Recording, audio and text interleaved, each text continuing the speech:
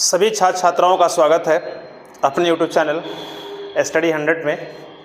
और मैं आपके बीच आज फिर वही बात टेस्ट सीरीज के महाकुंभ में एक बार फिर से हम लोग और कुछ नए पेपर के साथ, जो कि 3 जनवरी को यह पेपर हुआ था और बायोलॉजी का पेपर था और उसी को हम सॉल्व करने जा रहे हैं। और यह जो पेपर है इसमें बहुत सारे ऐसे क्वेश्चन हैं जो कि आपके बोर्ड पेपर में पूछे गए हैं, तो आप इससे सॉल्व करके निश्चित है 22 फरवरी से जो होने वाले एग्ज़ाम हैं उसमें आपकी जो बायोलॉजी का पेपर होगा उसमें आपका अच्छा नंबर आ सकता है इस पेपर की तैयारी करने से।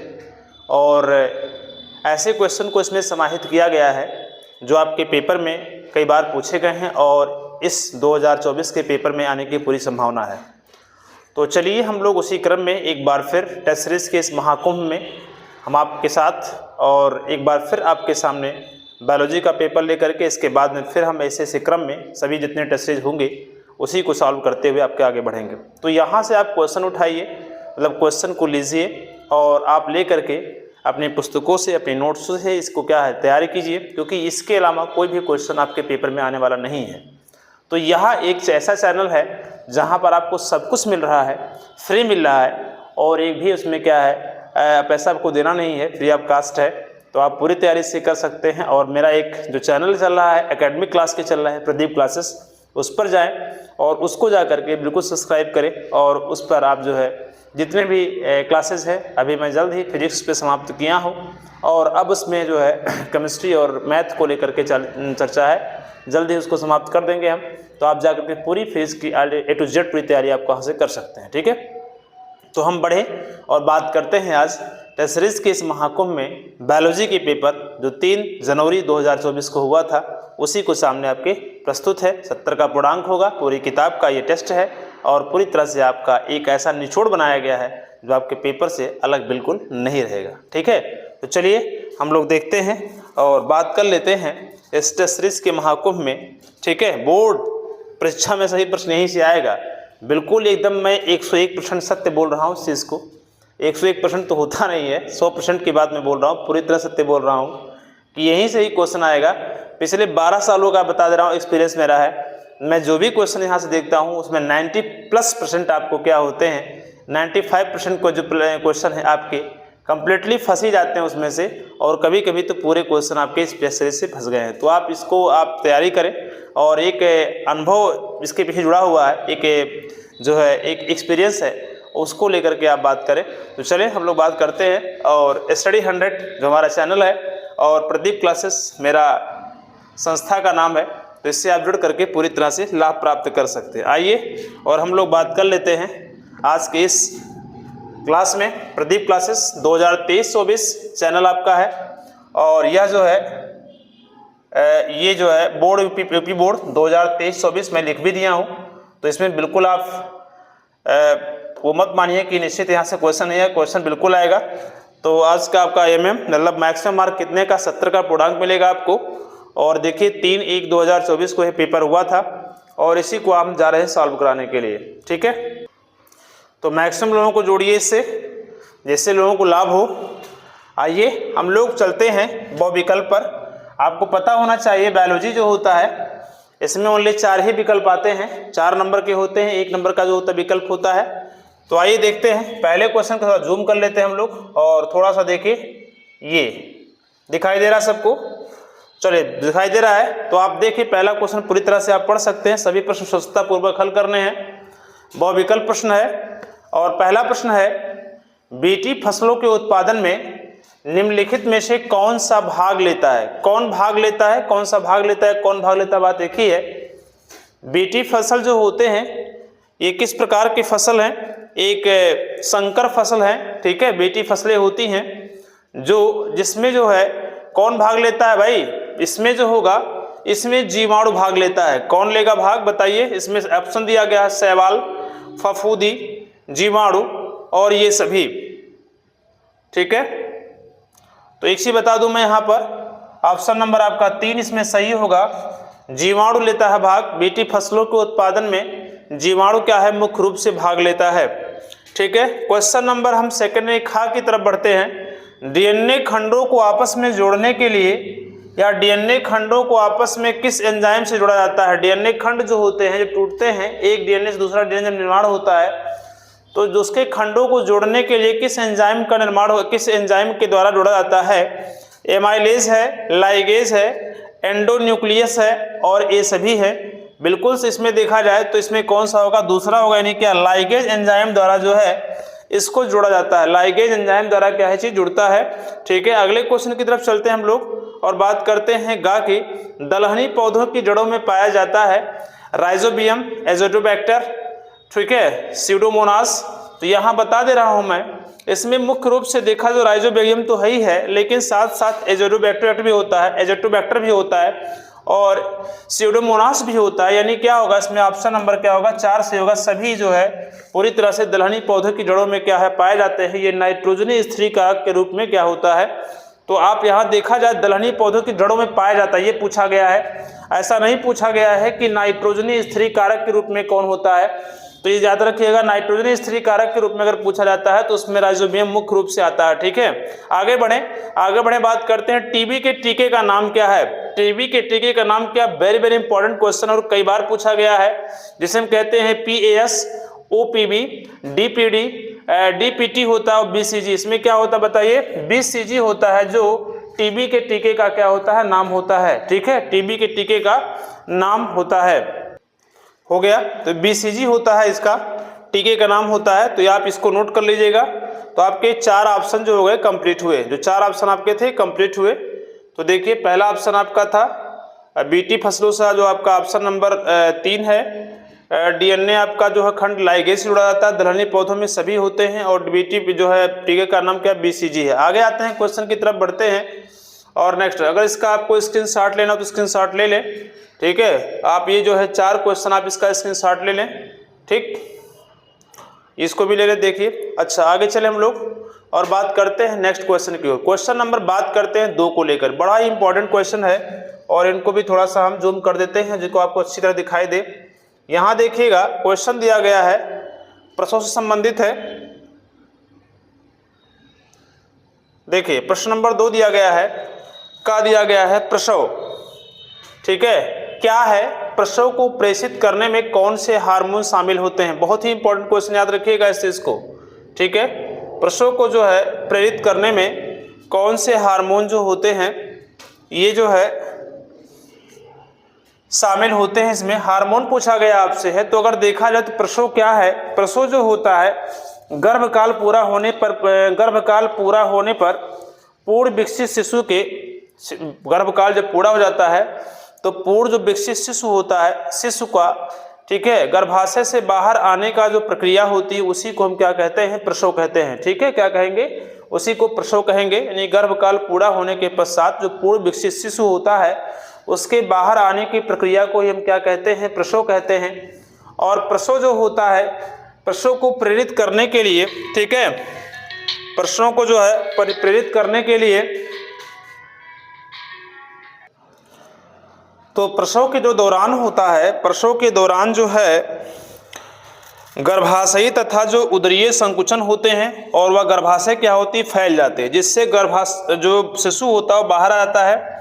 और इसके प्रेरण के लिए, इसके जो प्रेरण होते हैं प्रेषित करने के लिए, इसमें जो हार्मोन होता है उसका नाम है ऑक्सीटोसिन होता है। ऑक्सीटोसिन होता है, हार्मोन होता है। और क्या होता है, एस्ट्रोजन।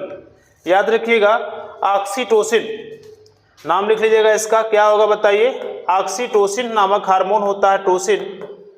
और क्या होता है बताइए, एस्ट्रोजन, एस्ट्रोजन हार्मोन होता है। ठीक है, ऑक्सीटोसिन और एस्ट्रोजन होता है। और एक हार्मोन होता है कार्टिसोल। क्या होता है बताइए, कार्टिसोल। कार्टिसोल 3 हार्मोन जो होते हैं ये उस समय जो है प्रसव की प्रेरित करने के लिए क्या होते हैं, जिम्मेदार कहलाते हैं ये चीजें। तो इनको आप नोट कर लीजिएगा। प्रसव क्या है, ठीक है, गर्भाशय से पूर्ण विकसित शिशु का क्या होना, बाहर आना ही क्या प्रसव कहलाता है। और इसको प्रेरित करने के लिए क्या होता है, 3 हार्मोन होते हैं, ऑक्सीटोसिन, एस्ट्रोजन और क्या होता है, कार्टिसोल। नोट कर लीजिए इसको। आगे चले, दूध से दही बनाने वाले बैक्टीरिया का नाम लिखिए। ठीक है, हो गया ये। अच्छा देखिए, दूध से दही बनाने बैक्टीरिया का नाम लिखिए। तो दूध में क्या होता है? लैक्टिक एसिड होती है। क्या होती है बताइए? लैक्टिक एसिड होती है। तो लैक्टिक एसिड जो बैक्टीरिया होती है वो लैक्टिक अम्ल उत्पन्न करके दूध को दही में बदल देता है। क्या होता है? लैक्टिक एसिड बैक्टीरिया होता है, इसे बोलते हैं। ठीक है, और यह जो होता है इसे हम लैक्टोबैसिलस भी कहा जाता है। तो लैक्टिक एसिड जीवाणु भी लिख सकते हैं। क्या लिख सकते हैं बताइए? लैक्टिक एसिड जीवाणु, लैक्टिक एसिड जो बोलते हैं, क्या बोलते हैं? जीवाणु कह सकते हैं इसे, या लैक्टोबैसिलस बोल सकते हैं इसे। ठीक है, तो लैक्टिक एसिड जो जीवाणु होता है ये दूध में जो उपस्थित लैक्टिक अम्ल होता है उससे क्या बनाता है? दही बनाता है। ठीक है, तो ये आप नोट कर लीजिए। 1 नंबर सब क्वेश्चन दिए गए हैं, 1 नंबर जो है क्वेश्चन दिए गए हैं। ठीक है, इसको आप नोट कर लीजिए। फिर आगे देखते हैं हम लोग। आगे जो क्वेश्चन दिया वो क्या है? बायोपायरेसी। बायोपायरेसी क्या है इसको नोट करें। हो गया, बायोपायरेसी क्या है? देखो, बायोपायरेसी जो होता है कि मैं बता दे रहा हूं, ये मान के चलिएगा जबरदस्ती का एक जो है बिना किसी के अनुमोदन के, बिना किसी अनुमोदन के उस पर रिसर्च करना। ठीक है, जैसे मान लीजिए क्या है, कोई भी जो मल्टीनेशनल कंपनियां होती हैं वह दूसरे संगठनों द्वारा किसी राष्ट्र या उससे संबंधित लोगों के बिना क्या है,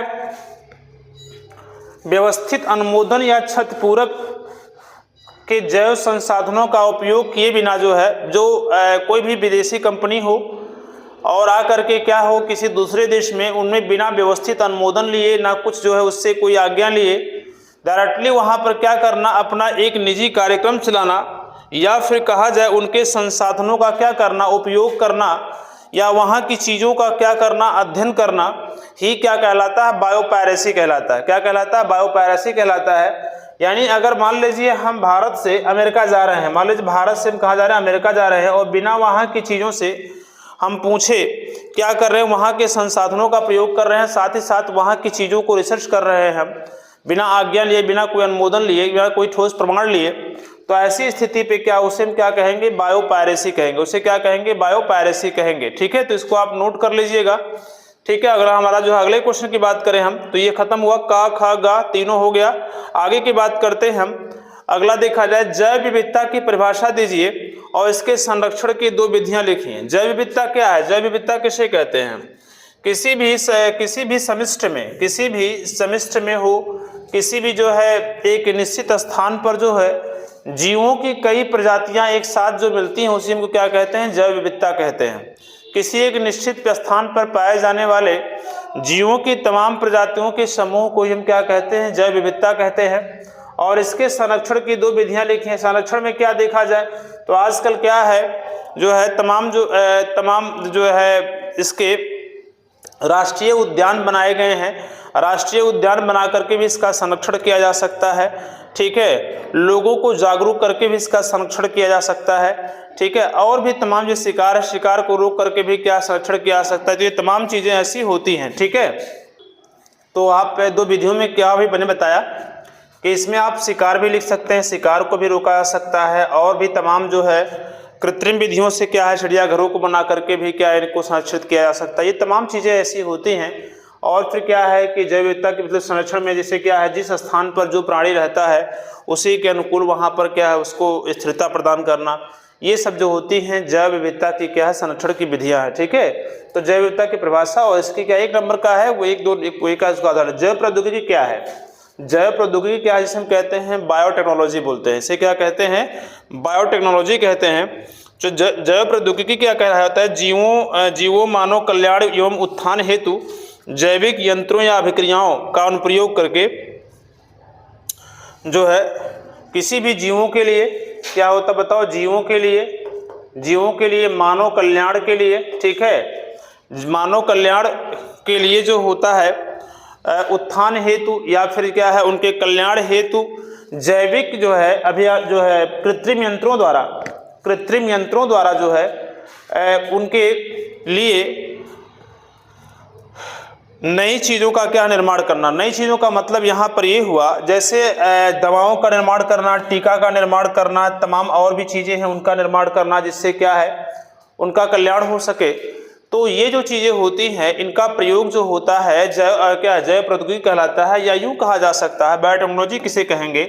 इसकी छोटी सी परिभाषा आप दे सकते हैं कि जीवों, मानव कल्याण एवं उत्थान हेतु जैविक यंत्रों या अभिक्रियाओं का अनुप्रयोग ही क्या कहलाता है, जैव प्रौद्योगिकी कहलाता है। ठीक है, इस प्रकार आप इसको नोट कर सकते हैं। ठीक है, आगे बढ़ें, नेक्स्ट क्वेश्चन की बात कर लेते हैं। नेक्स्ट क्वेश्चन में अगर देखा है प्रश्न नंबर 3 को लेकर चर्चा कर लेते हैं हम लोग।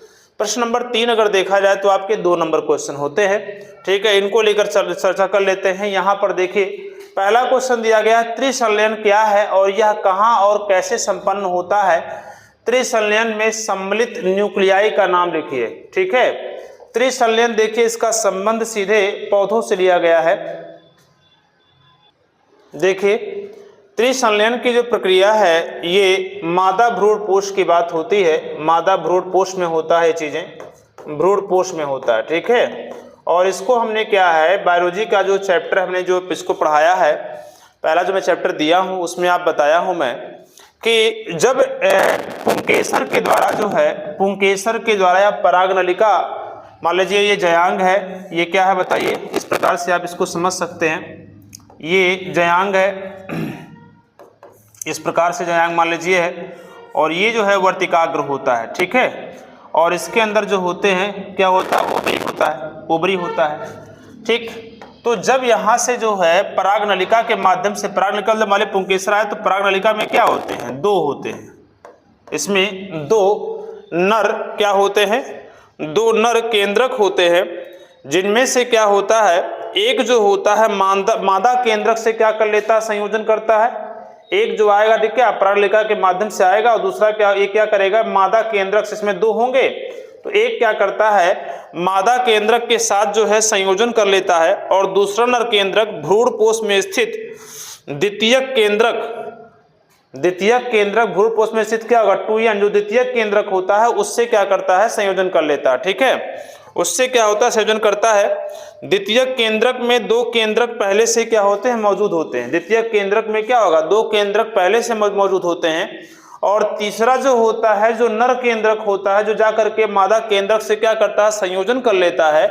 तो इस प्रकार देखते हैं वहां पर 3 नाभिक हो जाते हैं, 3 केंद्रक हो जाते हैं।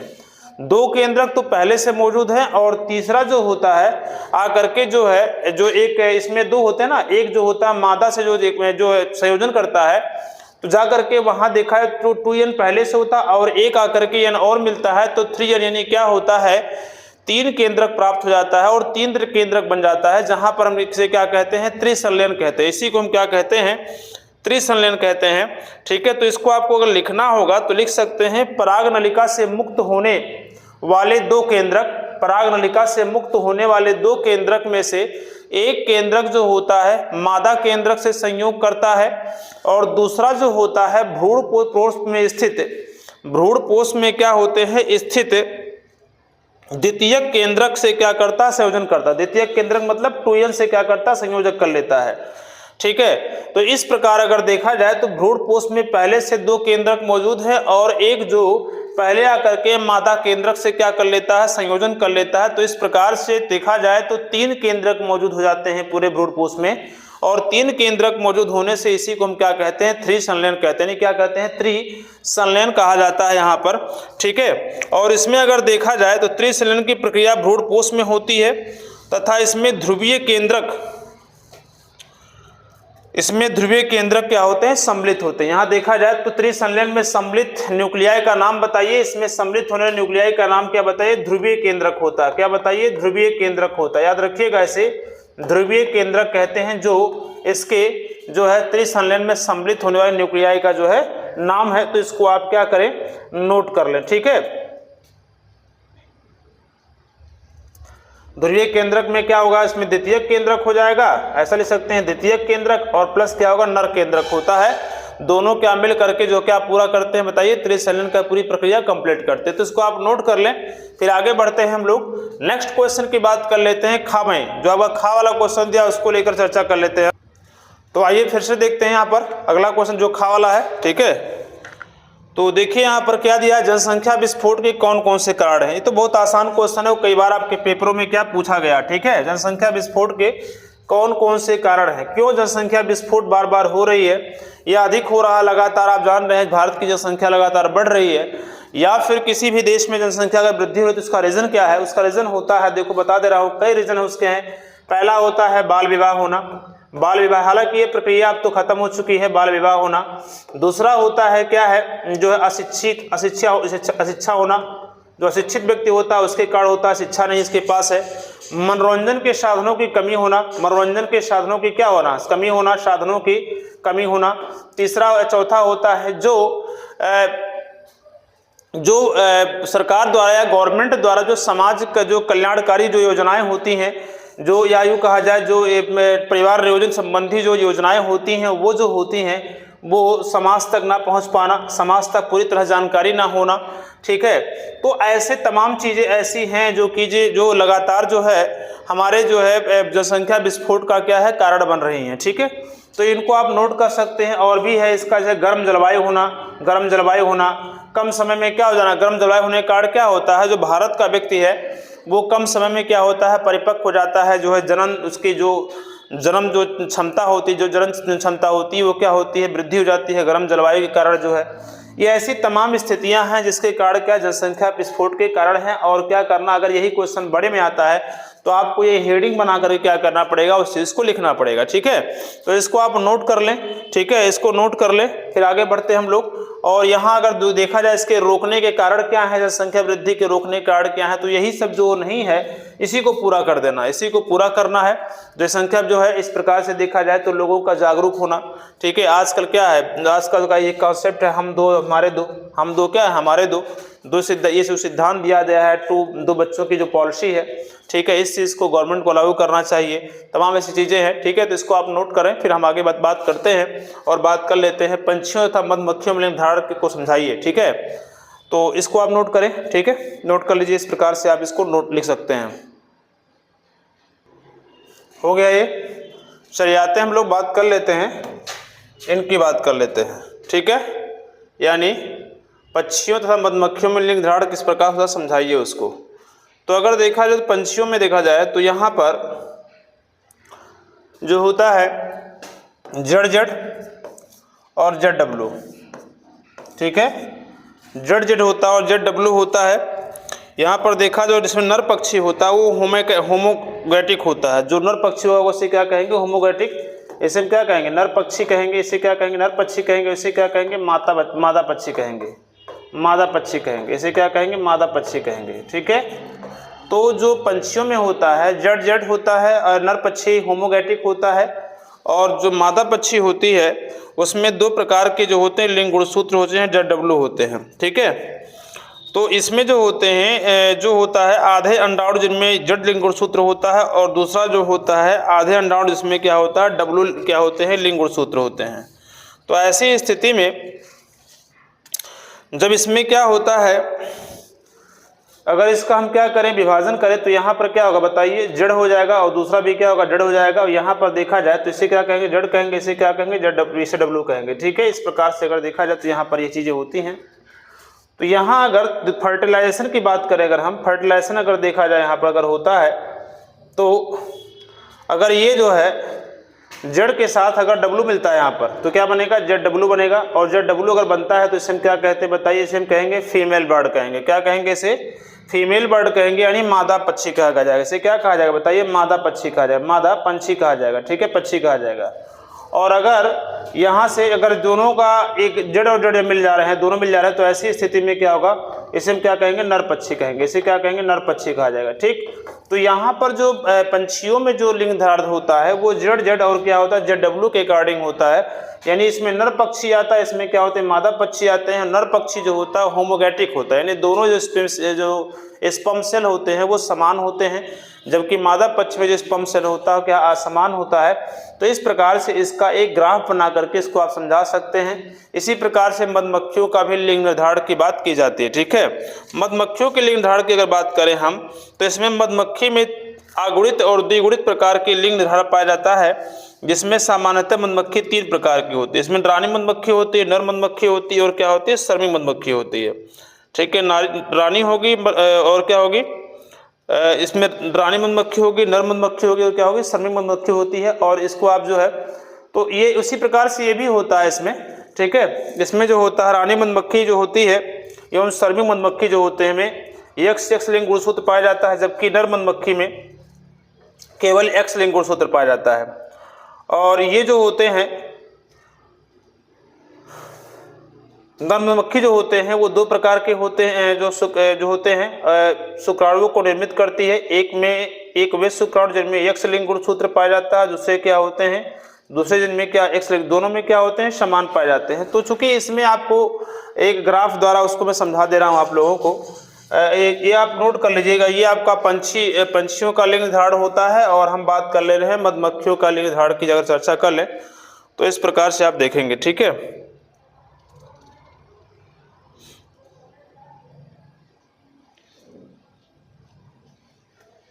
हो गया चीजें।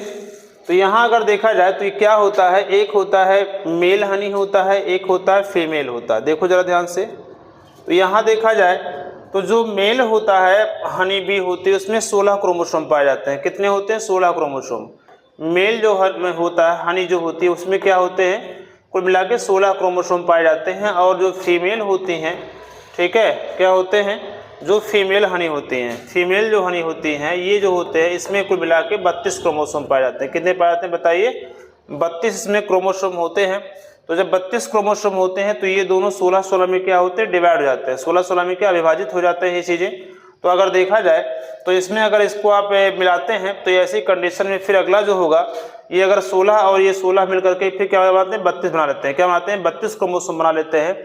और 32 जब क्रोमोसोम बनाएंगे तो बताइए कौन होगा, फीमेल बन जाएगा। क्या बनेगा बताओ, फीमेल हो जाएगा। ठीक है, ये क्या होगा, फीमेल बन जाएगा यहाँ पे। और अगर यहाँ पर देखा जाए तो अगर 16 क्रोमोसोम वाले कोई भी अगर रिएक्शन नहीं करता तो ऐसी कंडीशन में क्या होता है, ये मेल जो होता है जो है बी बन जाती हैं। तो इस प्रकार से देखा है तो एक ग्राफिक विधि द्वारा आप इसको निरूपित कर सकते हैं। इसी प्रकार से ही आपको उसको समझाना रहेगा। 2 नंबर का क्वेश्चन, 1 नंबर आपका क्या होगा, पंछियों का होगा, 1 नंबर क्या होगा, मधुमक्खियों का। इसको नोट कर लीजिए। फिर हम बात करते हैं इंटरफेरेंस क्या है, प्रतिरक्षीय अनुक्रिया के में इनका, यहाँ दनका लिखा है, इनका लिख दीजिएगा, इनका महत्व समझाइए। ठीक है, इसको नोट कर लीजिए, फिर आगे बढ़ते हैं, इंटरफेरेंस को लेकर के चर्चा कर लेते हैं हम।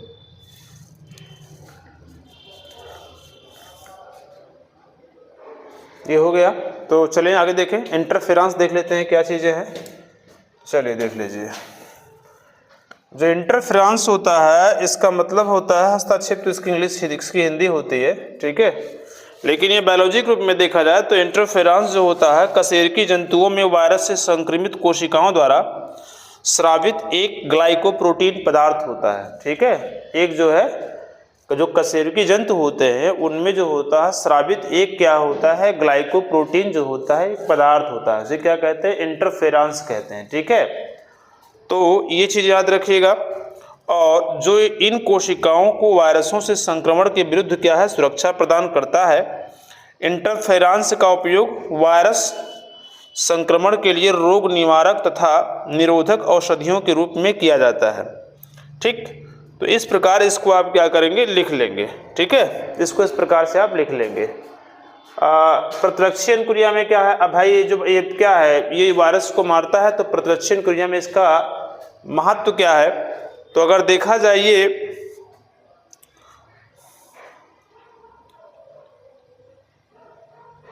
ये जो है पूरी तरह से देखा जाए तो एक प्रतिरक्षा तंत्र का क्या करता है, निर्माण करता है और संक्रमण रोकने से क्या है, बचाता है। तो ये इतना आपको लिखना है इंटरफेरेंस जो है। अब आगे बढ़े, वन्य प्राणियों के विनाश के लिए 4 प्रमुख कारण लिखिए। वन्य प्राणी के विनाश के 4 प्रमुख कारण लिखिएगा। देखो एग्जाम के लिए इंपॉर्टेंट है ये, इंटरफेरेंस एग्जाम में कई बार पूछा गया, और ये जो है पूछा गया है 2017, 18, फिर 14 में पूछा गया है। ठीक है, और 15 में पूछा गया है, तो आपके 24 में आने की संभावना है। तो इसको आप नोट कर लीजिएगा। वन्य प्राणियों के विनाश के 4 प्रमुख कारण लिखिए। अब 4 प्रमुख कारण लिखना तो क्या, पहला होता है शिकार होता है। ठीक है, क्या लिख सकते हैं, शिकार लिख सकते हैं। अनुकूल वातावरण ना मिलना, ठीक है, जंगलों का तेजी से क्या है, कटाव हो जाना, और भी ऐसे तमाम कारण हैं, बाढ़ आना, ठीक है, बारिश होना, या फिर तमाम चीज़ें ऐसी हैं जिसको लेकर के जो है आप विनाश के 4 प्रमुख कारण आराम से क्या है, इसको लिख सकते हैं। ठीक है, तो इसको आप नोट करें, फिर आगे बात करते हैं हम। तो वन्य जो है हो गया कंप्लीट।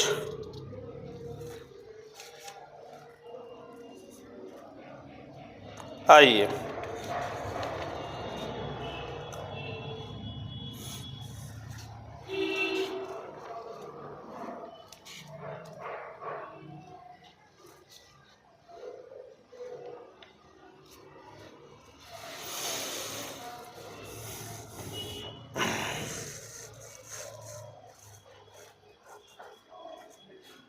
हो गया।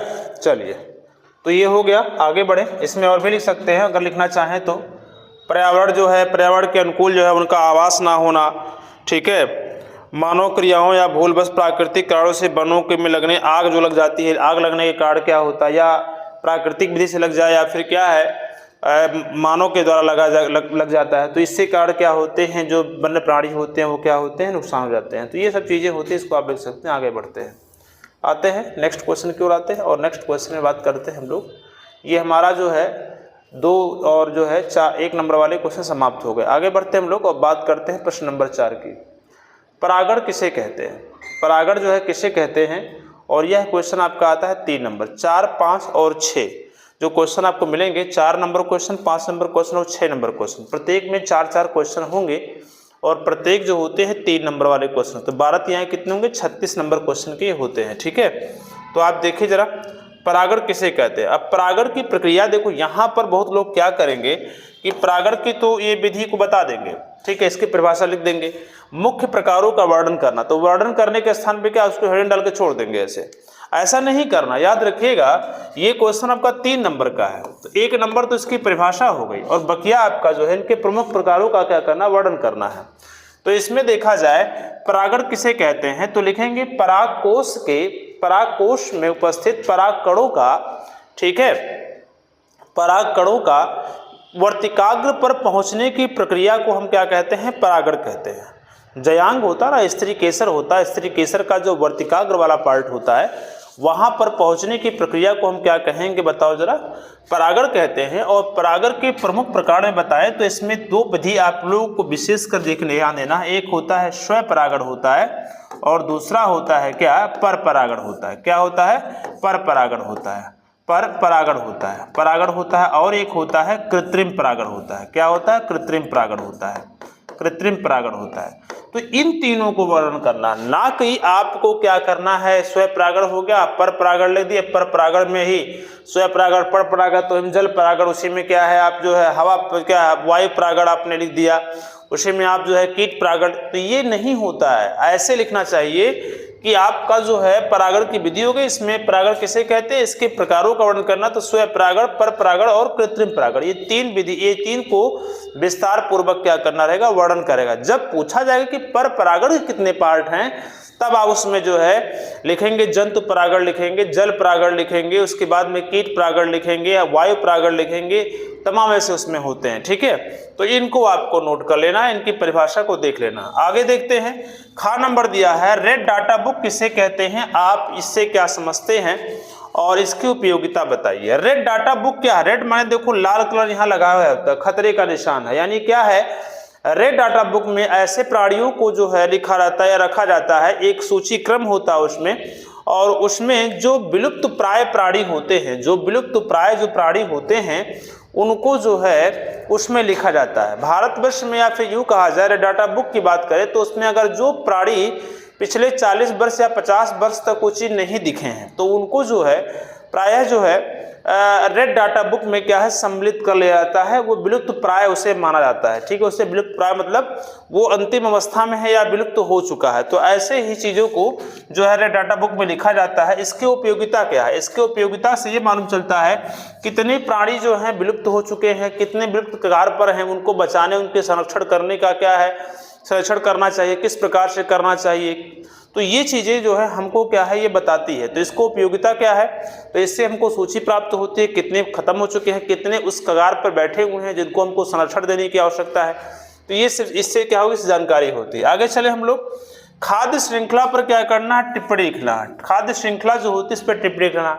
अब खाद्य श्रृंखला की अगर बात करें हम तो खाद्य श्रृंखला में क्या होता है, 3 होते हैं, एक होता है उपभोक्ता, दूसरा होता है क्या उत्पादक, पहला होता है उपभोक्ता, दूसरा होता है उत्पादक, पहला होता है उत्पादक, दूसरा होता है उपभोक्ता और तीसरा होता है क्या है, अपघटक होता है। 3 होते हैं, पहला होगा क्या, उत्पादक होगा, उत्पादक होगा, दूसरा क्या होगा, उपभोक्ता होगा, उपभोक्ता हो जाएगा, और तीसरा जो होगा अपघटक हो जाएगा। क्या होगा बताओ, अपघटक हो जाएगा। ये 3 होते हैं और तीनों को जो है क्रम से आपको लिखना है। उपभोक्ता में देखा है प्राथमिक, द्वितीयक, तृतीयक हो जाएगा। तो इस प्रकार से देखा जाए तो खाद्य श्रृंखला की आपको क्या करनी है, एक चार्ट बनानी है, एक सारणी बनानी है, उसको लिख लेना है, ठीक है। निम्नलिखित में से क्या है, टिप्पणी लिखिए। क्या दिया है, परजीविता और क्या सहजीविता होता है। परजीविता और क्या होता है, सहजीविता किसे कहते हैं, इनको आपको लिखना है। तो इनको आपको अगर लिखना है तो कैसे लिखेंगे, लिख लीजिएगा, ठीक है। परजीविता क्या होते हैं, जो विषमपोषी जीव हैं उसे क्या कहते हैं, परपोषी के शरीर से आहार प्राप्त करते हैं। जो विषमपोषी जीव हैं, जो अपने परपोषी के जीव से आहार प्राप्त करते हैं, ठीक है। परजीवी, विकल्पी या अविकल्पी दो प्रकार के होते हैं। जो परजीवी होते हैं वो क्या होते हैं, विकल्पी और अविकल्पी। परजीविता मतलब क्या, दूसरे से अपने जीव भोजन को क्या करना, प्राप्त करना, दूसरे के ऊपर क्या है, आश्रित रहना, ठीक है। तो जो परजीविता होते हैं या परजीवी जो होते हैं वो दो प्रकार के होते हैं, एक विकल्पी होता है और एक होता है अविकल्पी होता है, ठीक है। विकल्पी परजीवी प्रायः मृत परजीवी होते हैं, जो मरे हुए चीज होते हैं उस पर क्या होते हैं, आश्रित होते हैं। और देखा जाए तो जैसे अधिकांश कवक या जीवाणु होते हैं, और अविकल्पी परजीवी में देखा जाए परपोषी के परिभक्षी होते हैं, ठीक है। जैसे कुछ आवृत बीजी पौधे होते हैं। तो इस प्रकार अगर देखा जाए तो परजीविता ये होती है। और सहजीविता का मतलब ये होता है कि यह दो जीवों के बीच परस्पर क्या है, संबंध है, जिसमें एक जीव को लाभ होता है और दूसरे जीव को ना तो लाभ होता है ना ही क्या होता है, हानि होता है। उसे हम क्या कहते हैं, सहजीविता कहते हैं। और ये दो जीवों के बीच में क्या है, परस्पर एक संयोजन है, एक संबंध है, ठीक है। तो इसको आप क्या कर सकते हैं, नोट कर सकते हैं। मेन है क्वेश्चन, क्वेश्चन को देखना है, इससे संबंधित अपने अनुसार क्या है, क्वेश्चन ढूंढ लेना, प्रश्न ढूंढ लेना है, इसका आंसर ढूंढना, ठीक है। चलिए आगे चले और बात कर लेते हैं पांचवें क्वेश्चन को लेकर। पांचवें क्वेश्चन की बात करें, अनुवांशिक कोड या जेनेटिक कोड क्या है। अनुवांशिक कोड में पाए जाने वाले एक संधारण या समापन कोडान को स्पष्ट कीजिए। देखिए ये क्वेश्चन हमने पिछले जो है वीडियो में दिया था, इसको आप क्या करें, नोट कर ले। अनुवांशिक कोड का जो संबंध है वो किससे है, डीएनए से है, ठीक है। तो इनको आप क्या करें, नोट कर ले। इस प्रकार से क्वेश्चन आपके सामने आएंगे, ठीक है। आगे बढ़े, डीएनए पुनर्योजन तकनीक की सहायता से इंसुलिन का उत्पादन कैसे कर सकते हैं। इंसुलिन मतलब होता है, इंसुलिन का उत्पादन कहाँ से होता है, यह किस लिए होता है। इंसुलिन जो होता है हमारे अग्न्याशय में होता है, और यह जो है मुख्य रूप से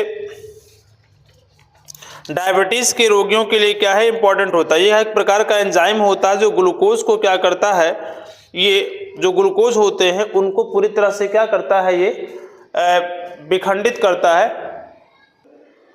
तो देखिए डीएनए पुनर्योजन क्या है, तो यहाँ पर लिख सकते हैं, डीएनए में किसी प्रकार के हेर फेर या एक जीव के डीएनए में दूसरे जीव के डीएनए को जोड़ना ही क्या कहलाता है, डीएनए पुनर्योगज कहलाता है, ठीक है। और इसी के द्वारा जो है इंसुलिन का क्या है, उत्पादन भी किया जाता है। डीएनए पुनर्योगज तकनीक के द्वारा जो है इंसुलिन का क्या उत्पादन कर सकते हैं। और इसको जो है ये आर्टिफिशियल इंसुलिन है। मतलब क्या है, जब डायबिटीज पेशेंट होता है तो उसको जब डायबिटीज की मात्रा जब बढ़ जाती है तो उसमें इंसुलिन की क्या है, प्रक्रिया द्वारा उसके जो है डायबिटीज को कंट्रोल किया जाता है, ठीक है। तो इसको आप देख लीजिएगा, इस क्वेश्चन को, इसका आंसर भी आप देख लीजिएगा। तो बस ये चीजें होती हैं। निम्न पर संक्षिप्त टिप्पणी लिखिए। आरएनए पॉलीमरेज क्या है, डीएनए लाइगेज क्या है। डीएनए लाइगेज क्या होता है आपको पता ही होना चाहिए कि डीएनए एक डीएनए से दूसरे डीएनए क्या होता है, जोड़ता है। डीएनए खंड जो होते हैं इसको जोड़ते हैं, ठीक है। तो इस प्रकार से इसको आप क्या करें, नोट कर लेंगे, ठीक। तो इसको क्वेश्चन को आप क्या करें, नोट करते रहें और इनको जो है आप जो है देखते रहें। आइए आगे बढ़ें। डीएनए जो आरएनए पॉलीमरेज है, ये कई बार आपके क्वेश्चन में पूछा गया है। आरएनए जो पॉलीमरेज है ये कई बार आपके क्वेश्चन में पूछा गया है, ठीक है। तो इस पर आप जो है जितने भी क्वेश्चन दिए गए हैं इनको आप जो है तैयारी कर लें, इस पर तैयारी कर लें। तो ये हो गया क्वेश्चन। तो देख लीजिए, जो आपका आरएनए पॉलीमरेज होता है ये जीवाणु में डीएनए पर निर्भर केवल एक आरएनए पॉलीमरेज होता है जो सभी प्रकार के आरएनए के अनुलेखन को उत्प्रेरित करता है।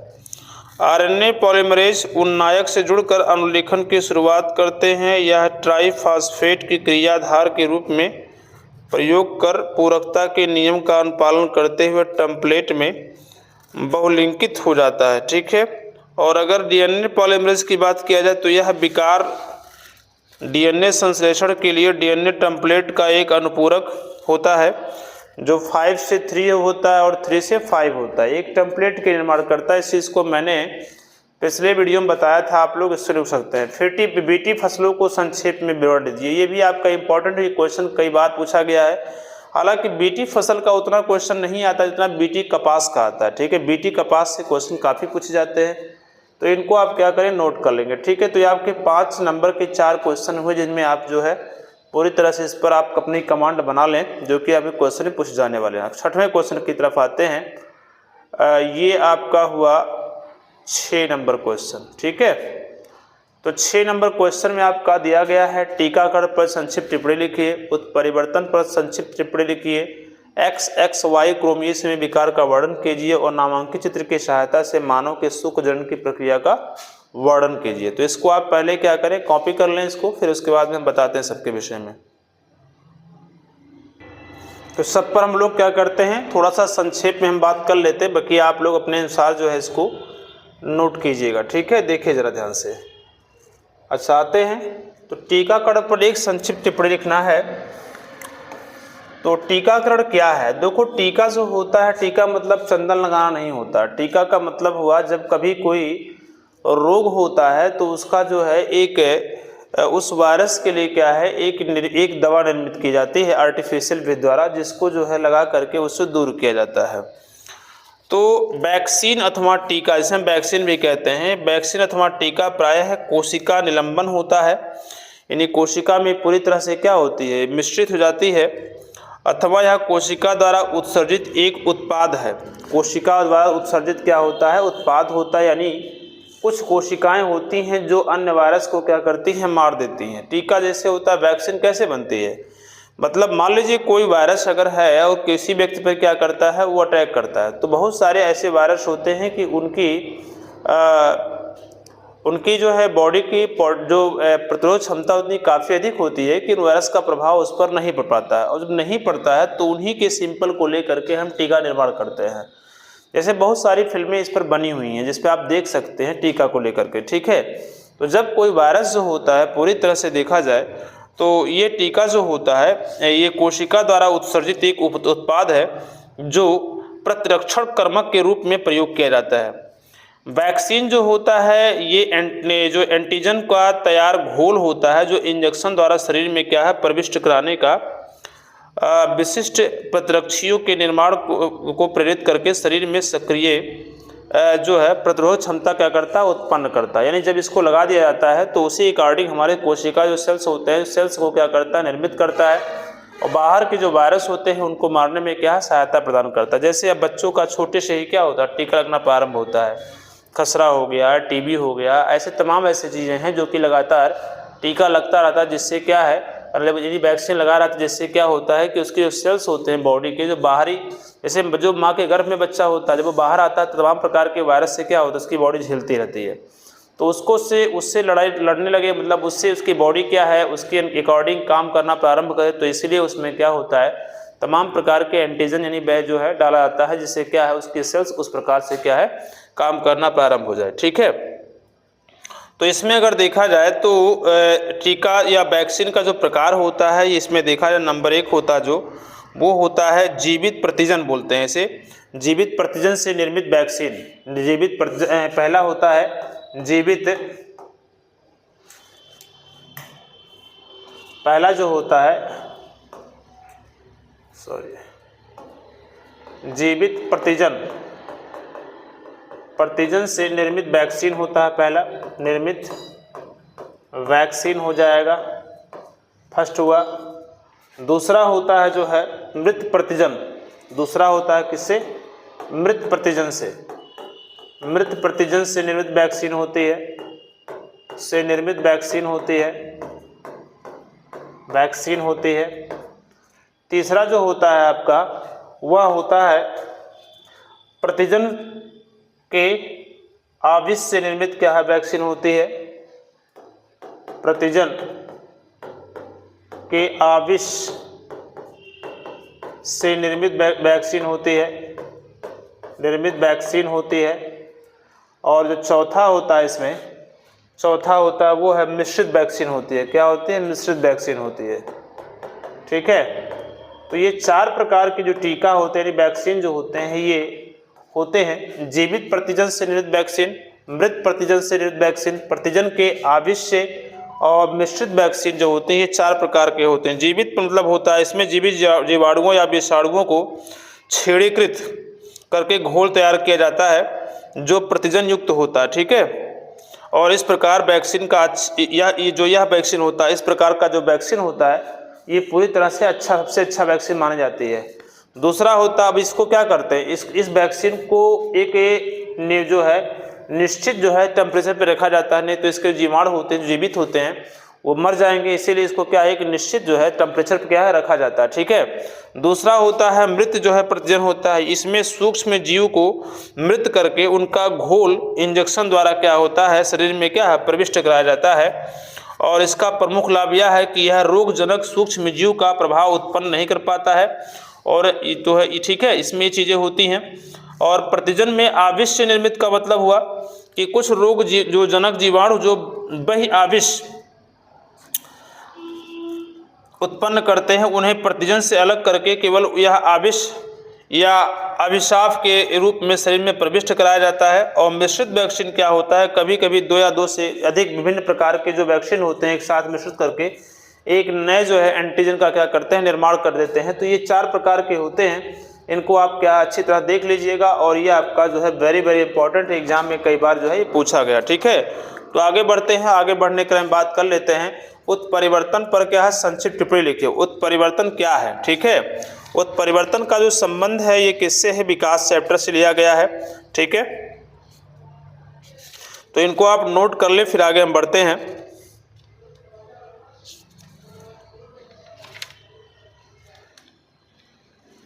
हो गया, हो गया। उत्परिवर्तन का मतलब क्या होता है? फिर से परिवर्तित हो जाना, फिर से क्या निर्मित हो जाना। ठीक है, तो और उत्परिवर्तन में 2 साइंटिस्ट का नाम पूरी तरह से आपके सामने आता है। पहला आता है हुगो डी ब्रीज का नाम आता है, और दूसरा आता है मॉर्गन का नाम आता है। ठीक है, इन्होंने जो हुगो डी ब्रीज थे, ये पुष्पों की आकृति, लंबाइयाँ, उनके तने, पत्तियों और देखा जाए रंग में क्या विभिन्न प्रकार की भिन्नताएं देखी थी, रंग में क्या विभिन्न प्रकार की जो है भिन्नताएं देखी थी।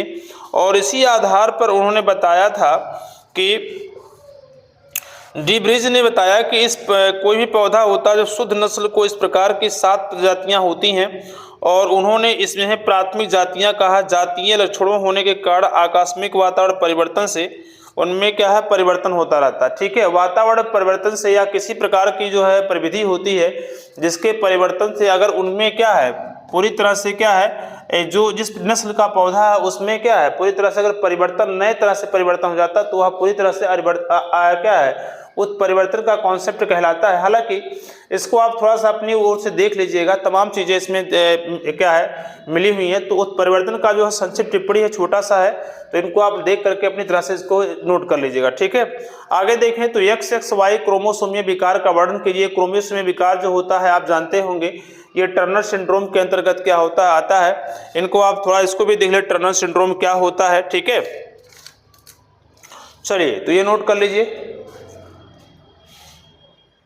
नामांकित चित्र की सहायता से मानव में सुखजनन की प्रक्रिया का वर्णन कीजिए। ये भी आप लोगों को पिछले के चैप्टर में क्या है पिछले जो क्लास था उसको बताया गया था, तो इस क्वेश्चन को नोट करके अपने अनुसार जो है इसका जो है आंसर ढूंढ लीजिएगा। ठीक, आगे बढ़ें। नेक्स्ट क्वेश्चन की अगर बात करें हम तो आगे आते हैं और बात कर लेते हैं प्रश्न नंबर 7 को लेकर के। प्रश्न नंबर 7 जो कि 5 नंबर क्वेश्चन दिए गए हैं। मानव में मादा जनन तंत्र का स्वच्छ एवं नामांकित चित्र सहित क्या वर्णन कीजिए। मादा मतलब क्या होता है, मतलब मादा मतलब महिला, यानी इस प्रकार की जो है मादा जनन तंत्र को क्या करना निर्मित करना, उसमें जितने प्रत्येक पार्ट होते हैं सभी पार्ट को मैंने बताया है, उसका क्या करना है आपको अच्छी तरह से वर्णन करना, चूंकि ये आंतरिक संरचना बनानी है, बाह्य संरचना बिल्कुल आपको नहीं बनानी है। इसके साथ 8वां देखा है भारत में परिवार नियोजन की आवश्यकता तथा इनकी विधियों का वर्णन कीजिए। अब परिवार नियोजन क्या है? परिवार नियोजन जो होता है, नियोजन का मतलब होता है जो है नियोजन का मतलब होता है प्रतिबंधित करना या उसको जो है रोक देना, ठीक है। तो यहाँ अगर देखा जाए तो बहुत लोग इसी को परिवार नियोजन को जनसंख्या नियंत्रण भी लिख देते हैं। नहीं, परिवार नियोजन की जो आवश्यकता क्या है, परिवार नियोजन से जो है भारत में अगर परिवार नियोजन हो रही है तो पहली बात जनसंख्या नियंत्रण पर क्या कंट्रोल लगेगा। दूसरी बात है जितनी भी सुविधाएं गवर्नमेंट द्वारा या फिर हमारे द्वारा जो बनाई जा रही हैं उसमें जो है लाभ मिलेगा। साथ ही साथ अगर देखा जाए जो भूखमरी है इसमें जो है हम जो है आप धीरे धीरे कम होते जो हंगर इंडेक्स में हम लगातार क्या है जो है पीछे होते जा रहे हैं, तो उसका में भी क्या होगा, बचाव होगा। जितनी भी चीज़ें अगर साग सब्जी हुए या फिर खाद्य सामग्री है इसकी भी क्या है पूरी तरह से उपयोगिता जो है जो सबके साथ क्या पहुंच सकती है, पौष्टिक चीज़ों आहार होते हैं वो भी सबको मिल सकता है। तो ये सब चीज़ें होती हैं। साथ साथ इनकी विधियों का वर्णन के इसमें दो विधियां पाई जाती हैं, एक होता है अस्थायी विधि, दूसरा क्या होता है अस्थायी विधि होती है। याद रखिएगा इसमें एक होता है अस्थायी विधि होता है और दूसरा क्या होता है अस्थायी विधि होती है। क्या होती है बताइए? अस्थायी विधि होती है, अस्थायी विधि। तो अस्थायी विधि और अस्थायी विधि दोनों को आप क्या करना, नोट करना है। अस्थायी विधि में जानते हैं एक होता है नलबंदी होता है जो कि महिला में होता है, नलबंदी होता है, और दूसरा होता है नसबंदी। नसबंदी किसमें? पुरुष में होता है। अस्थायी विधियों में तमाम प्रकार की दवाएं हैं उनका प्रयोग किया जाता है, जैसे कॉपर टी हो गया इसका प्रयोग करते हैं, ठीक है, गर्भनिरोधक गोलियों का प्रयोग करते हैं, सर्विकल टोपी लगाते हैं, कंडोम्स का प्रयोग करते हैं। ऐसे तमाम चीज़ें ऐसी होती हैं जो यूज एंड थ्रो के रूप में प्रयोग होता है। ये जो होती हैं सब अस्थायी के रूप में होती हैं, ठीक है। तो इनका प्रयोग जो है कर सकते हैं। तो ये अस्थायी विधि और अस्थायी विधि लिखने के बाद सभी के विषय में आपको क्या करना है, पूरी तरह से वर्णन करना है, तब जाके आपको 5 नंबर मिलेगा, ठीक है।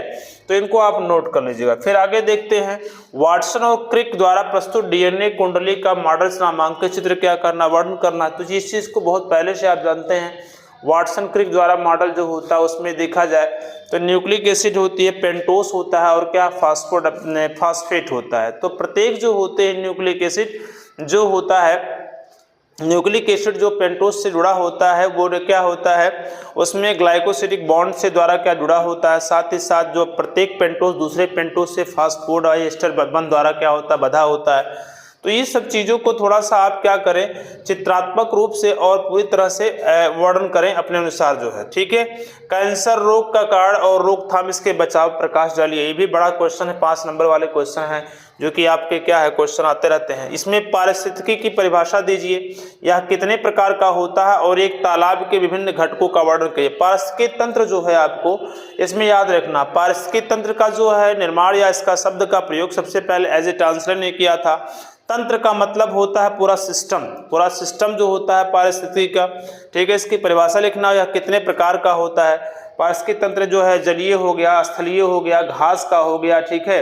ये ऐसे तमाम ऐसे स्थानों को लिखना। जलीय मतलब एक तालाब का, समुद्र का बना सकते हैं, एक जो है स्थलीय ले सकते हैं, घास का ले सकते हैं, ठीक है, और एक जो है घास हो गया। तो इस प्रकार से आप इसको बना सकते हैं, ठीक है। विभिन्न घटकों का वर्णन भी करना है। निम्नलिखित के सेवन से होने वाले हानिकारक प्रभावों का वर्णन कीजिए तथा इससे बचने के उपायों को लिखिए। अल्कोहल है, ड्रग्स नशीली दवाएं हैं या फिर तंबाकू है। तो ये सब चीज़ों को जो है 5 नंबर क्वेश्चन वाले क्वेश्चन, ये सब बहुत ही इंपॉर्टेंट क्वेश्चन है जो कि आपके जो है इसमें पूछे जाते हैं। आज हमारा यूट्यूब चैनल है वो देख लीजिए क्या है, प्रदीप क्लासेस एक चैनल आ रहा है आपका, और सेकंड जो आपका चैनल है क्या है, मतलब चल रहा है, आ नहीं रहा है, चल रहा है। और ये क्या है जो आपका दूसरा है स्टडी 100 जिस पर हम जो है बात कर रहे हैं। और ये जो हमारा सॉल्व जो आएगा वो किस पर जाएगा, स्टडी 100 पर जाएगा। तो आप इस चीज़ को जुड़ करके पूरी तरह लाभ ले सकते हैं। हमारे दोनों नंबर को भी ऐड कर सकते हैं और दोनों नंबर से जुड़ करके आप पूरी तरह से लाभ प्राप्त कर सकते हैं जो भी आपको दिक्कतें होंगी। तो ये प्रदीप क्लासेस पे आपको एकेडमिक क्लासें मिल रही हैं और स्टडी 100 पे आपको जो भी टेस्ट सीरीज का महाकुंभ चल रहा है, साथ ही साथ जल्द ही इस पर कंपटीशन एग्जाम के भी कुछ जो है क्लास चलने वाले हैं, ठीक है। तो अभी तो फिलहाल हम जो बता रहे हैं इसको आप ध्यान दें और पूरी तरह से इस पर तैयारी पे लग जाएं। बहुत आपके पास समय नहीं बचा हुआ है, ठीक है। अब आप सोच रहे हैं कि हम बहुत समय निकाल करके हम पढ़ाई कर लेंगे। अब देखिए पढ़ाई करने का देखो, नया चीज़ तो बिल्कुल ना पढ़ें, अभी पुराने चीज़ पर विशेष फोकस कर। जितना आप पढ़े हैं पहले उस पर कमांड बनाएं, क्योंकि ऐसा नहीं है कि जो चीज़ आप पढ़ लिए हैं अब सोचें कि नया चीज़ पढ़ लें, ये ना आ जाए, ये ना आ जाए, ये ना आ जाए। तो ये हमारे दिमाग को क्या करता है, कंफ्यूज करता है। ऐसी स्थिति में आप जो पुराना चीज़ पढ़े हैं वो भी क्या होंगे, भूल जाएंगे। इसलिए आप नए चीज़ पर कदापि ना फोकस करें, नए चीज़ पर उतना ही फोकस करें जब आप पुरानी चीज़ पर पूरी तरह से कमांड हो चुका हो आपको, तब नए चीज़ को पढ़ें। नहीं तो पुराने ही अगर आप पढ़ लेते हैं तो निश्चित है आपका जो एक एवरेज जो आपका पासिंग मार्क होता है उतना आपको मिल जाएगा। ठीक है, जो एक संतोषजनक मार्क होता है, जो होता है उसे कहते हैं, जो एवरेज होता है उसे आप प्राप्त कर सकते हैं। लेकिन अगर परसेंट बढ़ाना है तो उसके लिए आपको अथक प्रयास करना पड़ेगा, यानी मेहनत आपको अच्छी तरह से करनी पड़ेगी, तभी वो चीज़ें प्राप्त हो सकती हैं। तो अभी मेरा जल्द ही एक वीडियो आएगा आपके सामने कि क्या करें क्या ना करें, मतलब क्या हमको करना है क्या नहीं करना इस 1 महीने के भीतर, तो आपको पूरी तरह से उसमें बताई जाएगी। उसके बाद में आप उसके अनुरूप अगर पढ़ाई करते हैं तो निश्चित है ये चीज़ें आपको अगर उस पर अमल करते हैं, उस पर अगर आप ध्यान देते हैं तो निश्चित है आपको कम समय में अच्छी तैयारी आपको प्राप्त हो जाएगी। ठीक है, तो आशा है आज का वीडियो समझ में आया। कुछ पॉइंट को लेकर बात करें तो कुछ पॉइंट में क्या है, बड़े पॉइंट इसमें हैं जिनको लेकर के हमने चर्चा नहीं किया है। आप उस क्वेश्चन को देखें और अपने अनुसार जो है उसका आंसर लिखने का प्रयास करें, क्योंकि बड़े क्वेश्चन को हम कितना बताएंगे, कितना उसको देखेंगे, कितना ध्यान देंगे। तो वो चीज़ें जो शॉर्ट में पॉइंट थे उसको मैंने बता दिया। अब अपने अनुसार आप क्या है उसको शॉर्ट में करने का प्रयास करेंगे तो आपके लिए भी बढ़िया रहेगा। अगर मैं करूँगा तो वो चीज़ें बड़ी हो जाएंगी और उसको कितना आप तैयार करेंगे उसमें दिक्कतें होंगी। ठीक है, तो चलिए हम लोग चलते हैं, आज का क्लास यहीं पर समाप्त करते हैं और फिर हम नए टेस्ट सीरीज के लिए नए पेपर के साथ हम क्या है आपसे मुलाकात करेंगे। ठीक है, तो इसके लिए अगर वीडियो समझ में आ रहा है तो लाइक करें, शेयर करें, सब्सक्राइब करें और मैक्सिमम लोगों तक पहुंचाने का प्रयास करें। ठीक है, धन्यवाद।